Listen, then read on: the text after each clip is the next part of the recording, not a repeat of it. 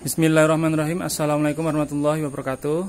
Ya, teman-teman penonton Aksara Agro and Farm, kembali tentang episode ternak kambing perah. Jadi saat ini saya di kandang kambing perah milik teman senior kami.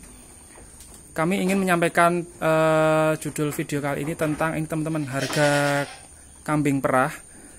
Jadi sebelum kami menyampaikan tentang harga kambing perah, itu pada dasarnya kenapa ingin kami menceritakan ini, karena banyak teman-teman itu yang entah itu pemula atau yang sudah pernah terjun di ternak kambing jenis lain selain perah, itu sangat berambisi sekali untuk memulai ternak kambing perah, karena sangat-sangat melihat prospek tentang susu kambing itu seperti apa ke depan. Nah, kenapa kami perlu menyampaikan ini di awal? Karena ini sebagai dasar agar teman-teman nanti pada saat melihat harga kambing atau anak kambing pun, baik yang F berapa maupun yang full blood, itu teman-teman tidak hanya sekedar menilai mahal dan murah. Itu semua nanti ada latar belakang kenapa itu mahal, kenapa itu murah, dan mahal murah itu relatif tiap-tiap orang berbeda. Jadi seperti ini teman-teman. Dalam ternak kambing perah itu beberapa kali saya sampaikan dalam video sebelumnya, teman-teman nanti bisa masuk ke playlist ternak kambing perah, bahwasanya dalam ternak kambing perah itu ada 3 tahap teman-teman, yaitu breeding atau peranakan, yang kedua kemudian ada pembesaran, yang ketiga baru milking. Seperti itu. Breeding teman-teman sudah tahu. Nah, dalam breeding pun untuk ternak yang kambing biasa selain perah, teman-teman juga tentu ada yang sudah mengenal tentang luri atau genetik lah, seperti itu. Dan dalam breeding itu sangat-sangat dihindari inbreed atau perkawinan sedara. Penyebabnya seperti apa sudah pernah kami jelaskan juga. Itu tentang breeding. Nah, kandang breeding pun dan metode kawin pun itu tiap-tiap peternak, khususnya ternak kambing perah itu berbeda. Ada yang dibuatkan satu kandang khusus yang ukuran agak besar untuk nanti dikawin baterai atau dikawinkan saat betina itu birahi di masa akhir birahi, atau ada juga yang langsung di koloni, ada juga seperti itu. Ada juga kandang breeding yang metodenya itu semi umbaran, artinya ditaruh di bawah umbaran seperti itu, kemudian ada satu jantan dengan beberapa betina, maksimal 20 ekor betina. Itu untuk model perkawinan, untuk breeding itu seperti itu teman-teman, ada beberapa opsi. Nah, kemudian untuk yang kedua yaitu penggemukan, itu tak lain yang kami maksud tentang pembesaran dari anak kambing yang betina maupun yang jantan. Nah, biasanya dalam ternak kambing perah itu kalau betina induknya itu dan pejantannya itu, bapak ibunya itu full blood, anak jantannya itu masih prospek, anak kambing jantannya itu masih prospek untuk calon bibit, artinya untuk calon calon pejantan di kandang sendiri. Jadi nilai harganya tentu juga berbeda dengan jika pejantannya Sanen atau Anglo atau Alvin yang full blood dengan betina yang Sapera F123 atau dengan Jawarandu atau dengan Etawa, itu tentu harganya di bawah yang anakan yang bapak induknya sama-sama full blood atau FB, seperti itu. Nah, itu untuk jantan. Nah, kalau misalkan anak kambing jantan yang bapak ibunya itu bukan full blood, itu kebanyakan peternak akan mengevaluasi atau melihat genetik dari induknya. Kalau induknya itu menghasilkan susu yang cukup melimpah bagus, maka anak kambing betina itu akan ditahan untuk menambah populasi di kandang. Kemudian anak kambing jantan itu bisa dijual untuk kebutuhan breeding di peternakan yang lain atau di farm yang lain. Tetapi jika pejantannya itu sudah Sapera atau bukan full blood, kemudian induknya itu bukan full blood juga, nah itu kemungkinan anak jantannya, kemungkinan besar anak kambing jantan itu dijual sebagai kambing pedaging. Harganya seperti itu. Meskipun warnanya putih, untuk sapera dan sanen ya teman-teman, meskipun warnanya sama-sama putih, tetapi kalau bapak ibunya secara genetik itu bukan full blood, itu jelas pejantan itu akan dijual sebagai pedaging, artinya tidak layak untuk dijadikan sebagai pejantan di farm yang tempat yang lain. Nah, itu tentang pembesaran dari contoh anak kambing perah seperti ini teman-teman. Jadi nanti beda penjualan untuk harga anak kambing tergantung genetik dari bapak ibunya atau pejantan induknya. Nah, kemudian untuk milking. Nah, untuk milking atau pemerahan susu itu juga ada metode manual, ada juga yang sudah pakai mesin. Tentu teman-teman kalau menonton di channel YouTube yang lain itu sudah pernah melihat seperti apa pemerahan dengan mesin yang modern. Itu sudah ada beberapa tempat di Indonesia. Kemudian untuk manual itu juga seperti di sini, di kandang bandang baterai seperti ini diperah secara manual, artinya dengan tangan.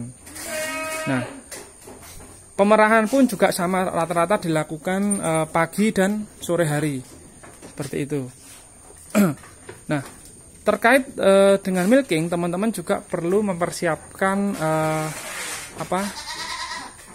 pendingin, lemari pendingin itu untuk menyimpan susu, karena dalam kapasitas tertentu nanti teman-teman akan menjual atau mengirim susu kambing murni tersebut ke pabrik seperti itu, atau bisa rekanan yang bisa menerima langsung pembeli yang membutuhkan susu. Selain pabrik juga banyak sekarang peternak kambing etawa yang membutuhkan tambahan susu kambing untuk asupan anak kambing etawa.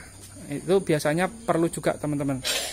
Nah, itu tentang 3 tahap tadi yang saya ceritakan. Kemudian tentang pola kandang seperti apa, kan ada juga teman-teman pola kandang, ada yang baterai seperti ini, ada juga yang betina perah itu disendirikan dengan betina yang masih dere, ada yang betina masih anak kambing sebelum dere, ada juga yang disendirikan. Artinya tidak ada antar peternak itu memang memiliki cara yang sendiri-sendiri masing-masing.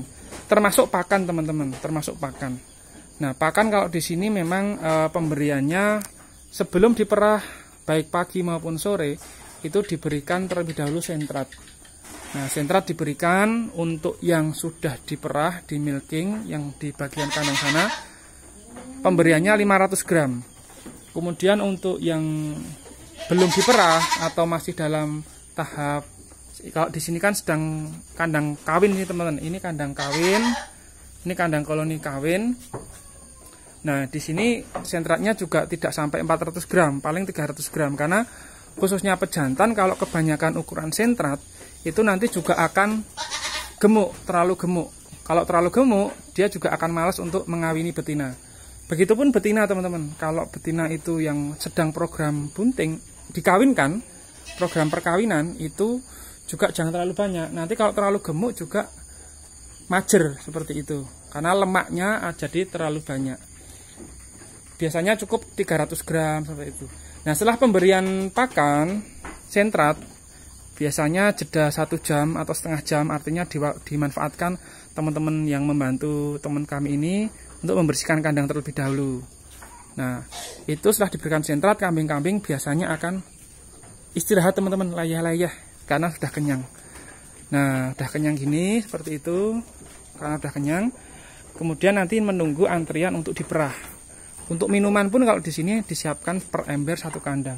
Ada juga yang sudah modern diberikan seperti instalasi minum pipa seperti itu, ada juga teman-teman. Nah, kemudian antrian diperah, kemudian setelah diperah selesai, baru diberikan pakan. Kalau di sini kangkung kering. Kangkung kering itu untuk rumennya dia itu bisa mengolah di pencernaan dia. Selain kangkung kering teman-teman ada juga opsi lain kayak hijau-hijauan, itu juga bisa. Nah, beberapa pertanyaan itu tentang jenis pakan itu juga nanti teman-teman mengevaluasi perbandingan dari beberapa jenis pakan yang digunakan itu nanti seperti apa efek ke produktivitas susu kambingnya. Kemudian untuk harga teman-teman. Nah, kenapa saya tidak bisa menyebutkan harga di anak kambing di sini? Ya karena memang di sini saya bisa menilai mahal. Kenapa mahal? Ada sebabnya. Karena secara genetik itu memang sudah terbukti. Artinya di teman kami ini, di senior kami ini memang anak kambing ini sudah banyak yang dipesan oleh kalangan baik peternak yang sudah terjun meskipun baru pemula maupun yang sudah sama-sama senior. Dan biasanya itu sudah diinden seperti itu. Nah, harganya mahal, tapi bagi yang sudah terjun ke ternak kambing perah itu sudah wajar. Artinya di mata penonton yang belum pernah terjun di ternak kambing perah menilai mahal karena belum belum terjun atau belum mengetahui genetik di kandang sini itu seperti apa, produksi susu induknya seperti apa perharinya dan sebagainya.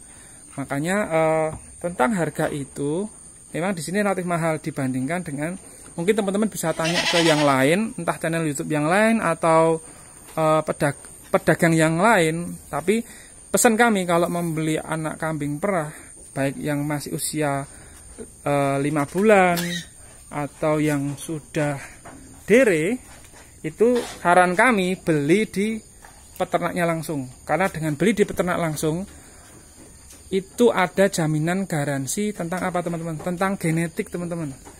Jadi teman-teman bisa melihat fisik seperti ini dari telinga. Kemudian kalau warna itu tidak jaminan yang warna putih itu selalu lebih bagus kualitasnya dibandingkan yang warna ada merah seperti ini, itu belum tentu jaminan teman-teman.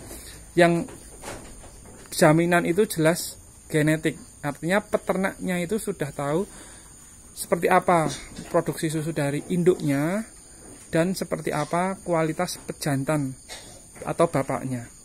Jadi kalau ada pedagang yang menawarkan ke sosial media, baik di Facebook, di YouTube maupun di TikTok dan yang lain, itu kalau dia itu tidak punya peternakan itu patut dipertanyakan. Karena kembali lagi, dalam suatu peternakan itu genetik itu sangat berpengaruh sekali.